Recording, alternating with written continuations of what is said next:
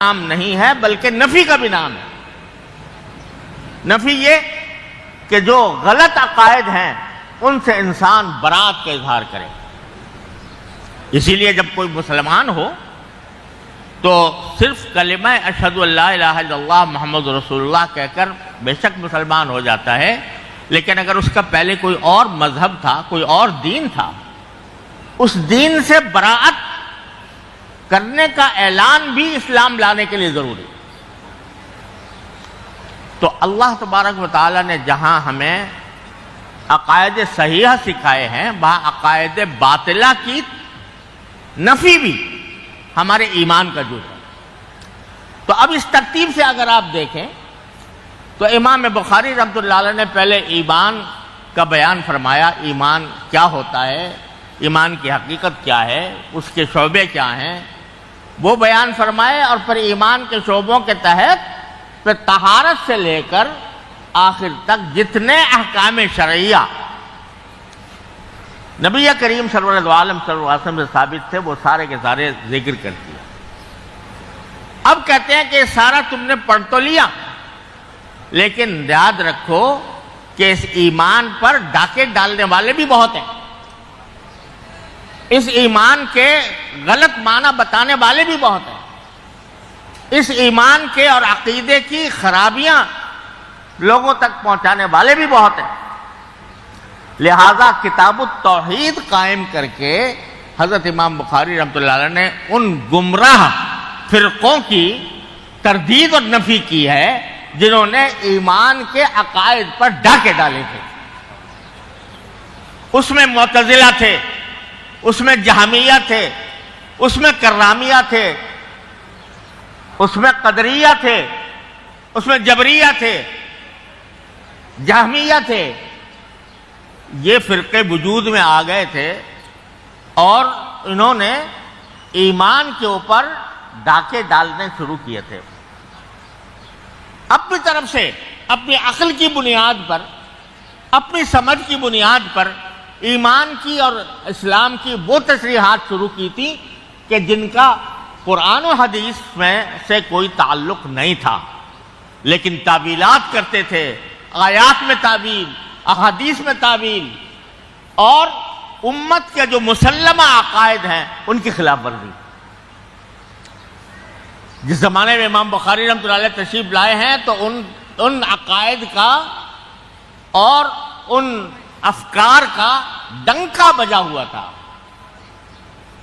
امام بخاری رحمۃ اللہ علیہ کے استاد امام احمد بن حنبل رحمۃ اللہ علیہ وہ ان کے مقابلے کے لیے کھڑے ہوئے، کوڑے کھائے، قید و بند کی صعوبتیں برداشت کی، لیکن ایمان کا تحفظ کیا، عقائد کا تحفظ کیا اور ان سارے باطل فرقوں کی تردید فرمائی۔ تو ایک عالم کا صرف یہ کام نہیں ہے کہ وہ صرف اس بات کرے، بلکہ گمراہی کی نفی اور گمراہی کی تردید بھی ایک عالم کا فریضہ ہے۔ لیکن میں جو بات کہنا چاہتا ہوں اس میں جس زمانے کی یہ بات ہے امام احمد بن حنبل کی، ڈنکا بجا ہوا تھا معتزلہ کا، جہمیہ کا، اور یہاں تک کہ جو حکومت تھی وہ ان کے دام میں آ گئی تھی اور حکومت معتزلہ کے قائم ہو گئی تھی، اور جو آدمی صحیح عقیدے کا اظہار کرے اس کے لیے اس کے اوپر کوڑے برسائے جاتے تھے۔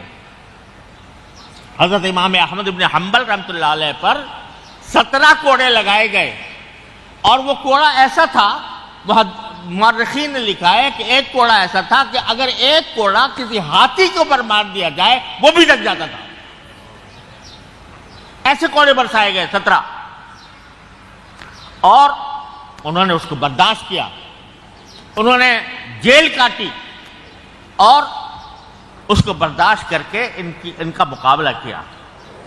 ڈنکا ایسا بجا ہوا تھا کہ علی بن مدینی جیسا محدث جو امام بخاری کے استاد ہیں وہ چھپ کر بیٹھ گئے تھے، اور ان سے کوئی کہتا تھا کہ آپ اسی طرح علانیہ جائیں، جیسے کہ امام احمد بن حنبل اپنے عقائد کا اعلان کرتے ہیں، اس طرح آپ بھی جا کر تردید کریں۔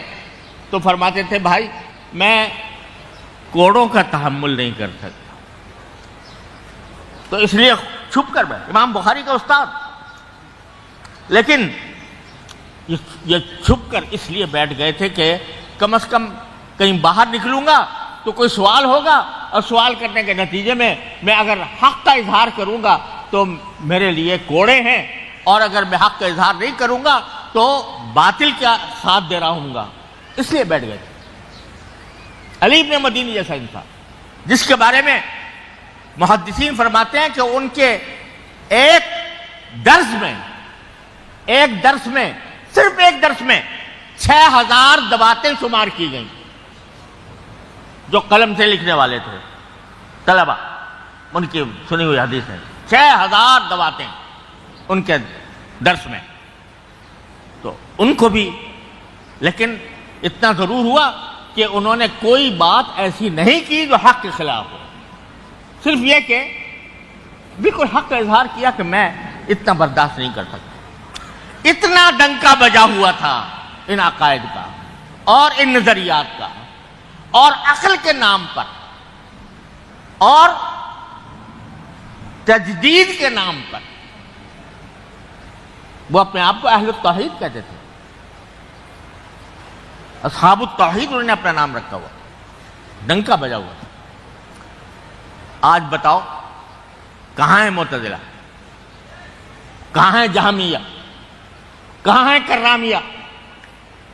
کون ہے جو ان کے عقائد کے آج یا ان کی باتوں کی تصدیق کرے یا اس کے دل پر اس کے دلائل کا اثر پڑے؟ کوئی ہے؟ سب فنا ہو گئے، تاریخ کا حصہ بن گئے، کوئی ان کے جاننے والا نہیں، ان کا ماننے والا نہیں۔ تو میرے بھائیوں، کہنا یہ تھا کہ دین وہ ہے جو نبی کریم سرور دو عالم صلی اللہ علیہ وسلم فرمایا ما انا علیہ واصحابی، یہ ہے دین۔ اس دین کے خلاف زمانے کی تبدیلیوں سے مختلف افکار، مختلف نظریات، مختلف فرقے پیدا ہوتے رہے۔ ایک زمانے تک ان کا ڈنکا بجا، ایک زمانے تک ان کے افکار جو ہیں دنیا کے دلوں پر مسلط ہوئے، اور یہ سمجھ میں آتا تھا کہ بھائی دیکھو جتنی نئی نسل ہے وہ ساری ان کے پیچھے جا رہی ہے، سب ان کے پیچھے بھاگ رہے ہیں، اور اس واسطے علماء حق ہیں یا جو متقدمین کے نام لیوا ہیں، جو سلف صالحین کے پیروکار ہیں، ان کو کچھ اپنے اندر تبدیلی پیدا کرنی چاہیے تاکہ ان نئے افکار کا کچھ مقابلہ کر سکے۔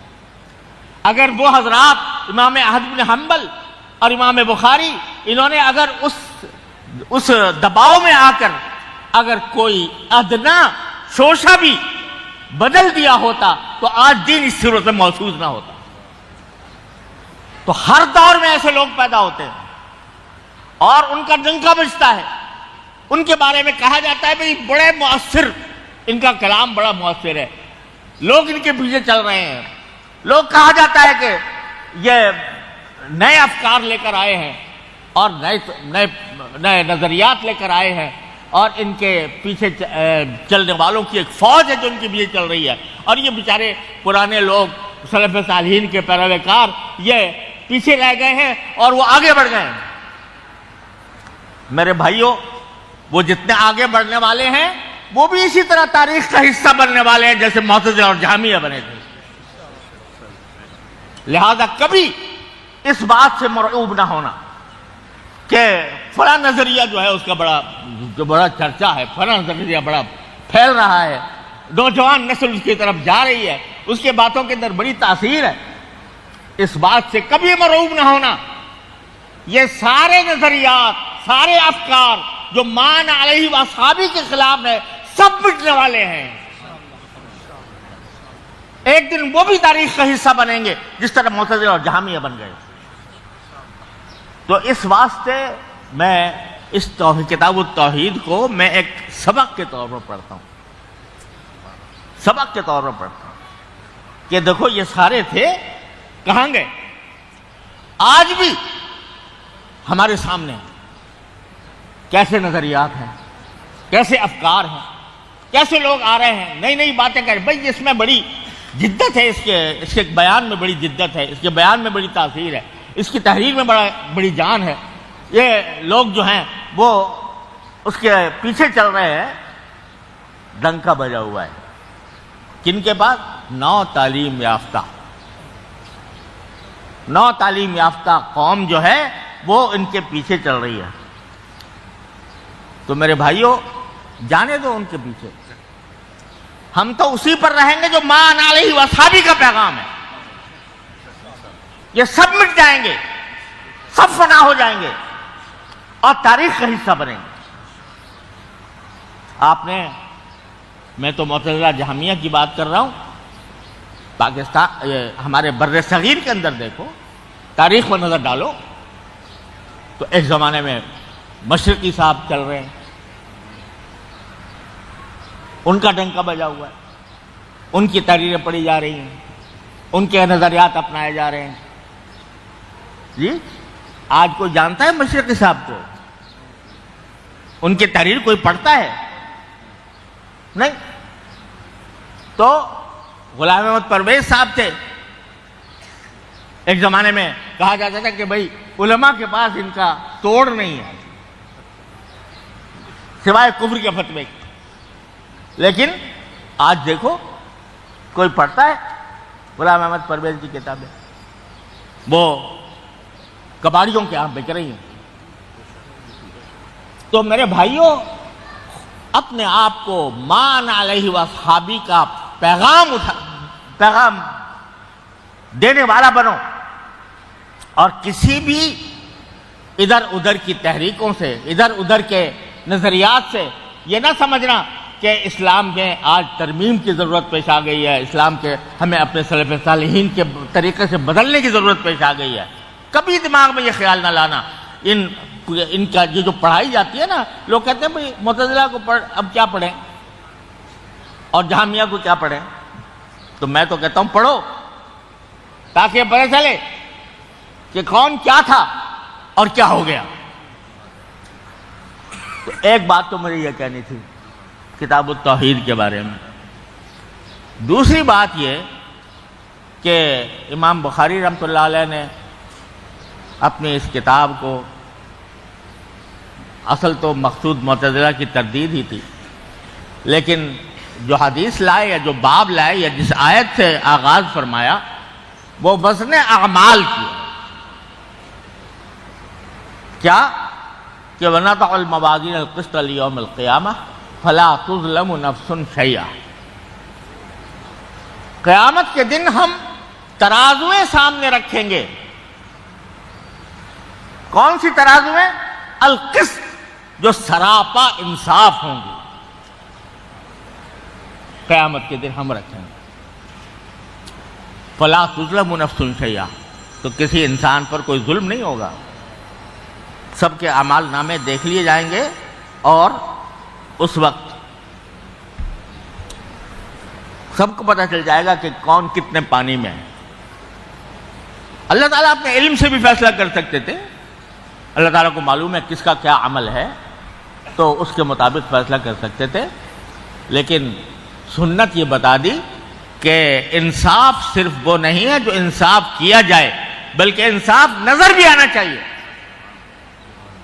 لہذا موازین، ترازویں قائم ہوں، اس میں وزن کیا جائے گا. تو امام بخاری رحمۃ اللہ علیہ آخر میں ہمیں یہ پیغام دینا چاہتے ہیں کہ اللہ کے بندو، سب کچھ پڑھ تو لیا، عقائد بھی پڑھ لیے، عبادات بھی پڑھ لی، معاملات بھی پڑھ لیے، معاشرت کے احکام بھی پڑھ لیے، اخلاق کے احکام بھی پڑھ لیے، اور جو باطل لوگ تھے ان کی تردید بھی کر لی. لیکن اب دیکھنا یہ ہے ہر ایک آدمی کو کہ جب اس کا نام اعمال پیش ہوگا، ترازویں قائم ہوں گی، اس میں جب تمہارا عمل کتنا وزن رکھے.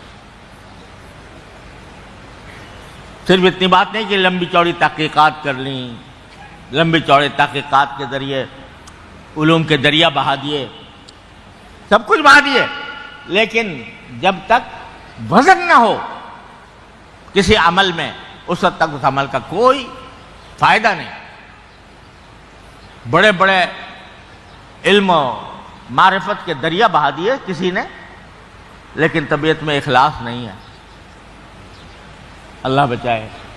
شہرت کی آرزو ہے، حب جاہ ہے، تو سارے علم و تحقیق کے جو دریا بہائے وہ میزان عمل میں ایک مکھی کے پر کے برابر بھی وزن نہیں رکھتے۔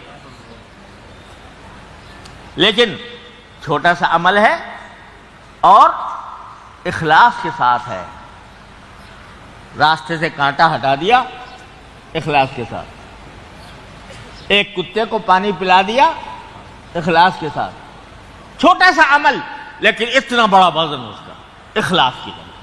تو وزن پیدا ہوتا ہے اخلاص سے۔ اگر میں یہ کہوں تو شاید بیجا نہ ہو کہ امام بخاری یہ فرماتے ہیں کہ اگر وزن پیدا کرنا ہے اپنے اعمال کے اندر تو میری پہلی حدیث پڑھ لو، انما الاعمال بالنیات۔ نیت اگر درست ہے، درست ہونے کے معنی یہ ہے کہ اللہ کو راضی کرنا مقصود، کوئی شہرت مقصود نہیں۔ ارے ہم لوگوں کے لیے بہت بڑا امتحان ہے، بڑی آزمائش ہے ہم طالب علموں کے لیے، کیونکہ ہم پڑھتے تو ہیں اور پڑھاتے بھی ہیں، بیانات بھی کرتے ہیں، لکھتے بھی ہیں، لیکن شیطان اس میں ڈال دیتا ہے حب جاہ کے، ڈال دیتا ہے اس میں، اللہ بچائے، شہرت کی خواہش ڈال دیتا ہے، اس بات کی خواہش ڈال دیتا ہے کہ لوگ میرے گن گائیں اور میری تعریفیں کریں، مجھ پر تعریفوں کے ڈونگرے برسائیں۔ اللہ تعالیٰ اپنی رحمت سے حفاظت فرمائے۔